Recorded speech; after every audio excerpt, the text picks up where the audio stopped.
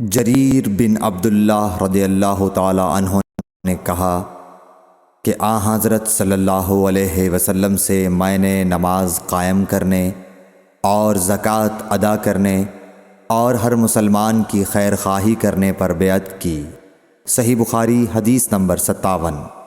جس دن مغیرہ بن شعبہ حاکم کوفہ کا انتقال ہوا تو جریر بن عبداللہ رضی اللہ تعالی عنہ خطبے کے لیے کھڑے ہوئے اور اللہ کی تعریف اور خوبی بیان کی اور کہا تم کو اکیلے اللہ کا ڈر رکھنا چاہیے، اس کا کوئی شریک نہیں، اور تحمل اور اطمینان سے رہنا چاہیے اس وقت تک کہ کوئی دوسرا حاکم تمہارے اوپر آئے، اور وہ ابھی آنے والا ہے۔ پھر فرمایا کہ اپنے مرنے والے حاکم کے لیے دعائے مغفرت کرو، کیونکہ وہ مغیرہ بھی معافی کو پسند کرتا تھا۔